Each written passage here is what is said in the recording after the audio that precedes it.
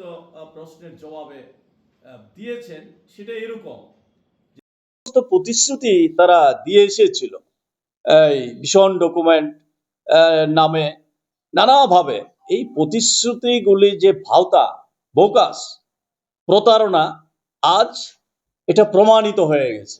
এটা এখন আর বুঝাতে হয় না। যেমন আমি বলছি চাকরিতে 50,000 চাকরি 1 বছরে দেওয়ার কথা। কোথায় সেই চাকরি?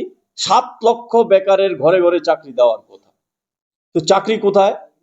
8 বছর তো হয়ে গেল। যেমন আমার কাছে একটা তথ্য এখানে আছে, যেটা 2019 সালে বিধানসভাতে, তখন আমি বিধানসভায় ছিলাম, এটা প্রশ্ন করেছিলাম যে সমস্ত দপ্তর মিলে শূন্য পদের সংখ্যা কত। সেই সময়ে উত্তর এসেছে 17,900। 17,944টা দপ্তর মিলে, সব দপ্তর মিলে এই সংখ্যা এসেছে। আমি প্রশ্নটা করেছিলাম এই কারণে, 2018 সালে সরকার প্রতিষ্ঠিত হয়েছে, 2019 সালে 1 বছর হয়েছে। এই 1 বছরে 50,000 চাকরি দেওয়ার কথা। সেই চাকরি কয়টা দেওয়া হয়েছে? সেখানে 50,000 তো পোস্টে নেই, 17,900 শূন্য পদ। সেই প্রশ্নে আমি প্রশ্ন করেছিলাম এই শূন্য পদ পূরণ করার লক্ষ্যে সরকার কি পদক্ষেপ নিয়েছে, কবে নাগাদ এই শূন্য পদগুলি পূরণ করা হবে। তখন এই যে উত্তর এসেছে, যে দপ্তরগুলি আবশ্যকতা অনুযায়ী অর্থ দপ্তরের অনুমতি নিয়ে শূন্যপদ পূরণের ব্যবস্থা করা হবে। এই শূন্যপদগুলি পূরণ করার নির্দিষ্ট কোনো সময়সীমা দেওয়া সম্ভব না। শূন্যপদ পূরণের কাজটি জটিল, কাজটি সময় সাপেক্ষ। আমি বলছি এই কারণে, 1 বছরের মধ্যে 50,000 চাকরি দিয়ে দিবে, আর 1 বছরের মধ্যে একটা চাকরিও দিতে পেরেছে সেই তথ্য দেয়নি।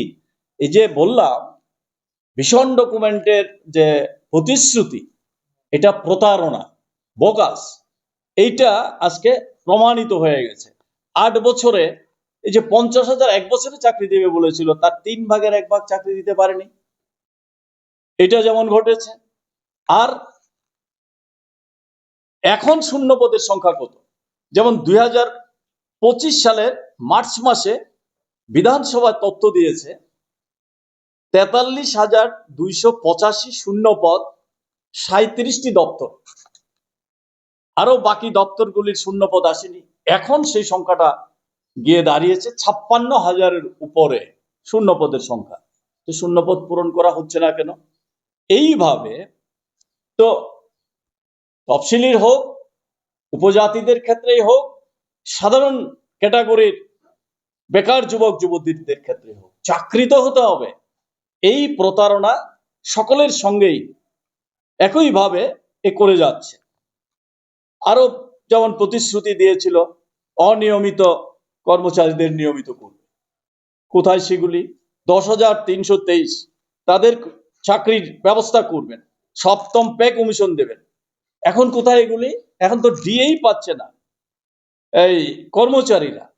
এমজিএন রেগা, যেটা এই প্রতিশ্রুতি দিয়েছিল 200 দিনের কাজ 340 টাকা মজুরি দেবে, এখন তো সেই কাজ কোথায় নেমে এসেছে? 35-40 দিনে। আর এখন নাম পরিবর্তন করে কাজের যে অধিকারটা ছিল সে অধিকারটাই কেড়ে নিচ্ছে।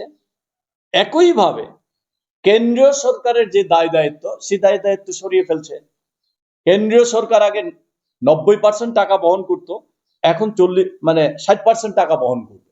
রাজ্য সরকার যেখানে 10% টাকা বহন করে 35-40 দিন কাজ দিতে পারে নাই, সেই জায়গার মধ্যে এখন বিলে বলেছে 125 দিনের কাজ দেবে। তো কি করে 40% টাকা রাজ্য সরকার ব্যয় করে 125 দিনের কাজ দেবে?